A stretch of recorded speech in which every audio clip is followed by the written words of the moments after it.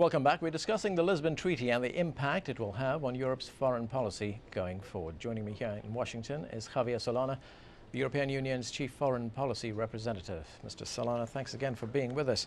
I want to start with an email that we got from Dublin, Ireland, and of course Ireland held a referendum recently on the European Union, and this email asks, when the Irish rejected the Lisbon Treaty, it was ignored both by our government and Europe. It seems to me that when the Irish people speak, Europe only listens when it gets the answer it wants. Doesn't that prove that member states' power has already been sacrificed a long time ago? I don't think so.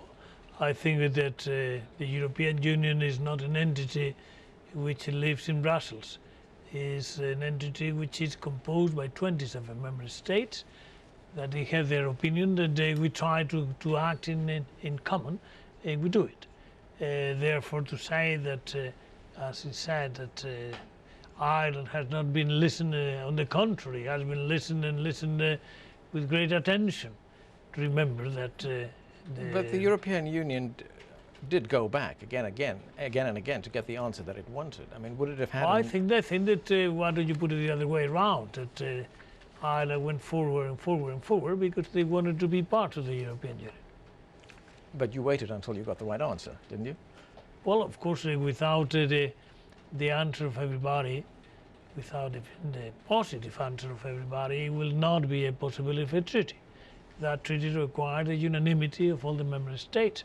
You have said in the first word that you have at the beginning of the program that the Czech Republic has said yes not long ago, a few days ago. Therefore, we listen to everybody. We don't force anybody. We don't impose anything on anybody. But once we have taken a decision, we try to maintain that decision together in order to make it efficient. I want to look at some specific foreign policy issues here. Turkey.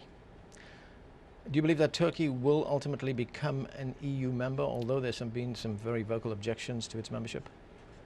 I think that, well, I'm sure that Turkey is a candidate to be part of the European Union. Part of the negotiation has already been done, and I hope very much they will be finished.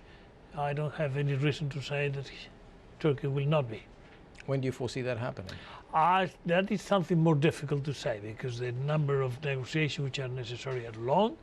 A lot of adaptation has to be done in legislation and economics, and but as soon as the process is done, the reforms are done, I don't see any reason why at the end of the day the negotiation will not be finished in an appropriate manner. That means being a member.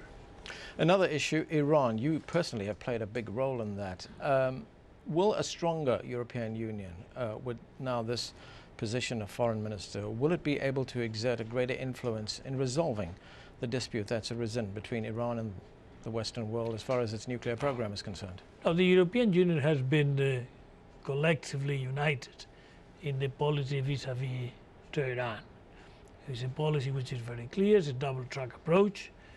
We want to negotiate, and as you have said, I've been part of that negotiation, but at the same time we need Iran to realize that the program, the nuclear program, has to be a nuclear program that has to be transparent, in an agreement with the rules of the game. That means with the non-proliferation treaty arrangements.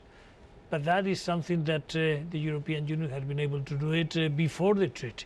So we'll continue with the same policy after the treaty. That is not going to make any serious difference. I mentioned this before, and that is the role of the European Union in the Middle East and trying to resolve the conflict there. Can the European Union bring what I suppose I could describe as an independent view to the dispute there? Well, we have an independent view. It's a view that coincides. Yeah, but very often the European Union view and the United States view seems to be in many occasions also the European voice is the same that the Arab League. Therefore, we have an independent voice that aligns with whoever wants to align with the European Union, and sometimes coincides with the Arab League, sometimes coincides with the United States. We are part of the quartet. Therefore, we coincide with the United Nations, we coincide with the Russian Federation, and we coincide with the United States in many occasions, but as you know very well, we have also in many, many occasions the same position that the Arab League or members of the Arab League. The Arab League not always has a common position. You mentioned the Russian Federation there. Well, Russia, how do you envision the relationship between the European Union and Russia, especially in view of the former Soviet states that will be knocking on the door of the European Union at some stage?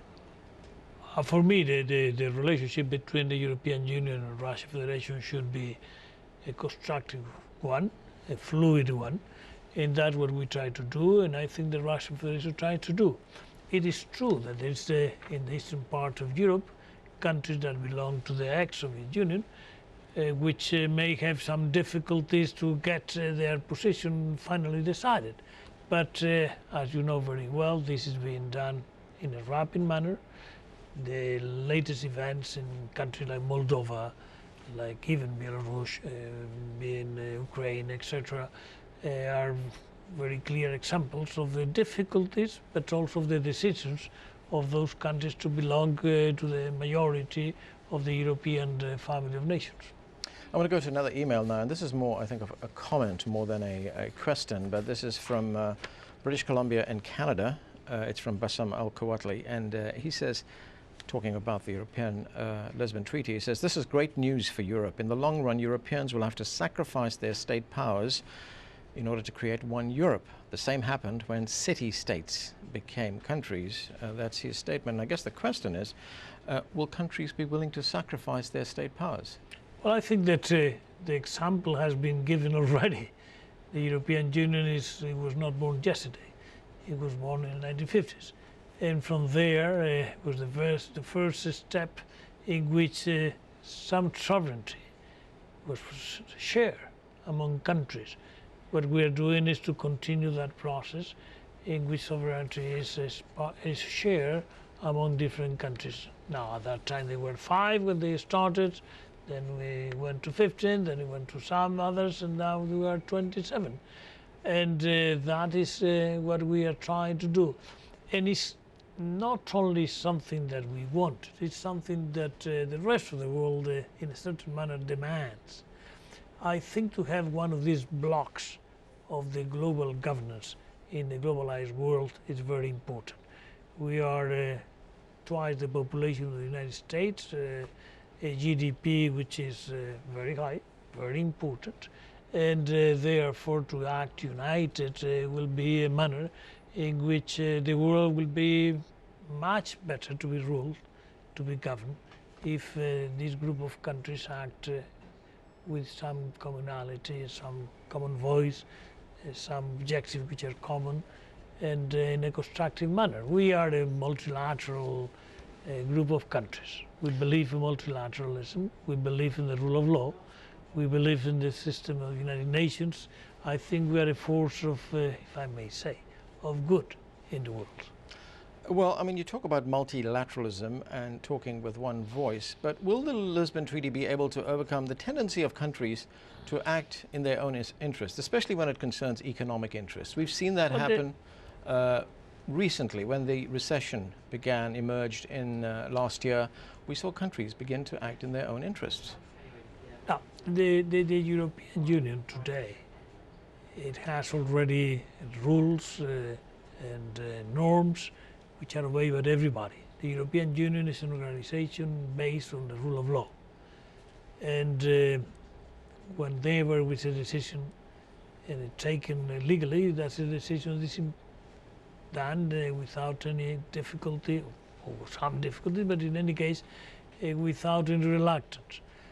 Now, during the European Union, I mean, during the crisis, if you imagine the European Union without a monetary union, we have a monetary union with the euro. Imagine what it would have been for some of the European countries, the difficult crisis in which we are still in, without having this monetary union. It would have been really way much more difficult for many of them. One final question, and that concerns the new position of president. We've heard in the last few weeks, one of the names being mentioned was Tony Blair, but his star seems to have been fading in the last few weeks. Who are the contenders for this job? Well, it's not for me to say who are the contenders and what is going to be the one chosen. The ratification, the final ratification took place 3 days ago, and we will have to take a decision around the middle of this month. And I'm sure that that decision will be taken, and a new president will be appointed, and a new high representative will be appointed. And those will be the two basic elements for the next 2 years and a half or the next 5 years as the leaders of the European Union, once the President of the Commission has been already elected. Mr. Solana, thank you very much for joining us. We're going to have to leave it there. We've run out of time. Thank you for being with us. Thank you very much. And thank you for being with us. Remember, you can follow the show on Facebook and see what we're up to there. You can give us your feedback on the show and post your questions and comments. On the next show, 20 years after the fall of the Berlin Wall dividing East and West Germany, how has the end of the Cold War shaped the world today? Make sure to tune in for that. We'll see you the next time.